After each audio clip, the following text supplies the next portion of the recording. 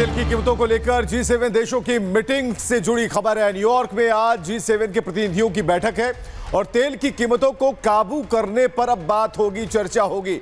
Reserve भंडारों को खोलने के विकल्पों पर भी मंथन होगा और ईरान युद्ध के बाद इंटरनेशनल मार्केट में तेल की कीमत $100 प्रति बैरल के रेट को पार कर चुका है। तो ऐसे में चिंता बढ़ना लाजमी है और ऐसे में G7 देशों के जो प्रतिनिधि हैं वो बैठक करने वाले हैं और बढ़ती हुई समस्या का समाधान तलाशने की कोशिश की जाएगी। सभी प्रतिनिधि आज बैठेंगे न्यूयॉर्क में और तेल की कीमतों को काबू करने पर विशेष तौर पर चर्चा होगी। रिजर्व भंडारों को खोलने के विकल्प पर भी मंथन होगा।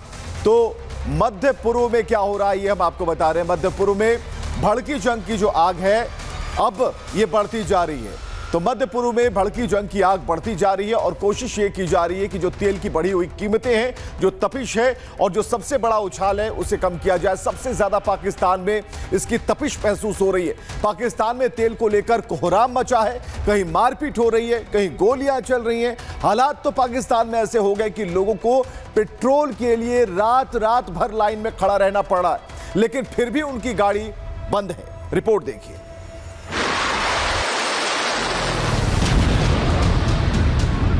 मिडल ईस्ट में जंग, पाकिस्तान हुआ तंग। पेट्रोल की मार, सड़कों पर हाहाकार। तेल के लिए संग्राम, IMF से मदद की गुहार।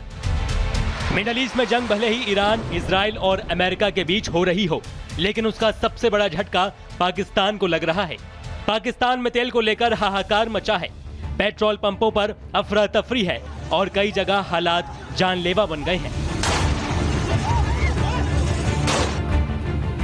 सियालकोट की इन तस्वीरों को देखिए, जहां पेट्रोल के लिए लोगों के बीच मारपीट हो गई और बात इतनी बढ़ गई कि गोली तक चल गई।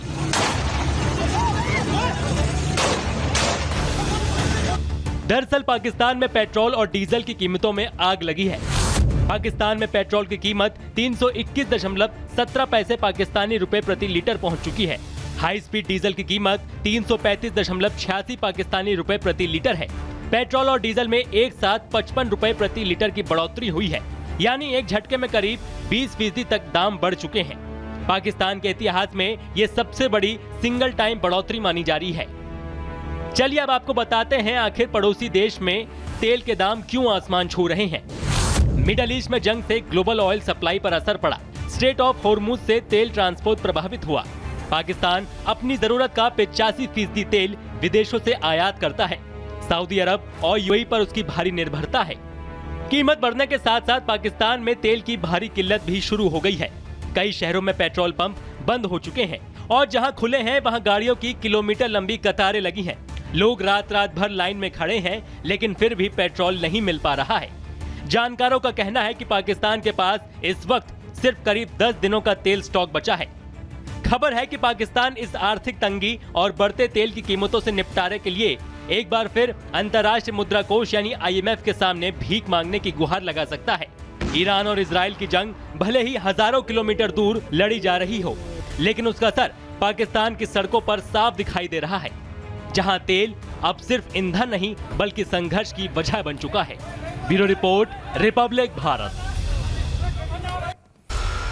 तो मिडिल ईस्ट में चल रही जंग अब सिर्फ मिसाइलों और बमों तक सीमित नहीं रही और इस जंग की लपटें अब दुनिया की अर्थव्यवस्था को भी झुलसाने लगी है।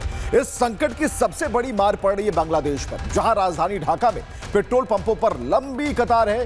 तेल संकट गहराता जा रहा है।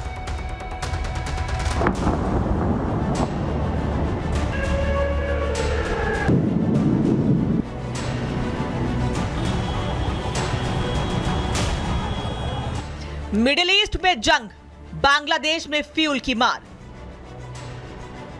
पेट्रोल पंप पर भीड़ अपार, तेल के लिए इंतजार। तस्वीरें बांग्लादेश की राजधानी ढाका की हैं, जहां इन दिनों पेट्रोल पंप पर गाड़ियों की लंबी कतारें आम हो गई। लोग घंटों लाइन में खड़े होकर अपनी बारी का इंतजार कर रहे हैं, क्योंकि डर है कि अगर आज फ्यूल नहीं मिला तो कल शायद और मुश्किल हो जाए। मिडिल ईस्ट में जारी युद्ध का असर अब सीधे बांग्लादेश की सड़कों पर दिखाई देने लगा है। तेल की सप्लाई प्रभावित होने के कारण देश में पेट्रोल और डीजल की किल्लत बढ़ने लगी है। कई जगहों पर कार मालिकों और ड्राइवरों को घंटों इंतजार करना पड़ा। हालात को काबू करने के लिए सरकार को अब सख्त कदम उठाने पड़े हैं। बांग्लादेश सरकार ने फ्यूल की बिक्री को नियंत्रित करने के लिए राशनिंग सिस्टम लागू कर दिया है। राशनिंग सिस्टम क्या है? संकट के वक्त वाहनों को सीमित मात्रा में ही पेट्रोल और डीजल दिया जाता है। एक दिन में मोटरसाइकिल को अधिकतम 2 लीटर पेट्रोल, निजी कारों को एक दिन में अधिकतम 10 लीटर पेट्रोल, पिकअप बसों को 70 से 80 लीटर तेल प्रतिदिन ही मिल सकेगा। मकसद जमाखोरी और घबराहट में ज्यादा खरीद को रोकना।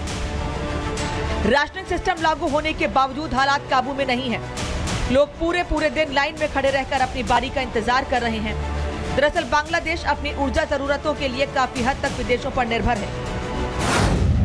बांग्लादेश 95% फ्यूल ऑयल विदेशों से आयात करता है। देश की करीब 70% गैस जरूरत भी आयात से पूरी होती है। ऊर्जा के लिए बांग्लादेश विदेशी सप्लाई पर पूरी तरह से निर्भर है। आयातित तेल का बड़ा हिस्सा मिडिल ईस्ट से आता है। मिडिल ईस्ट में तनाव का सीधा असर ऊर्जा सप्लाई पर पड़ा। यही वजह है कि ढाका की सड़कों पर अब तेल संकट की तस्वीरें दिखाई देने लगी हैं। अब देखना होगा कि तारिक रहमान के नेतृत्व में बनी बांग्लादेश की नई सरकार इस संकट से कब उबर पाती है। Bureau report, Republic Bharat.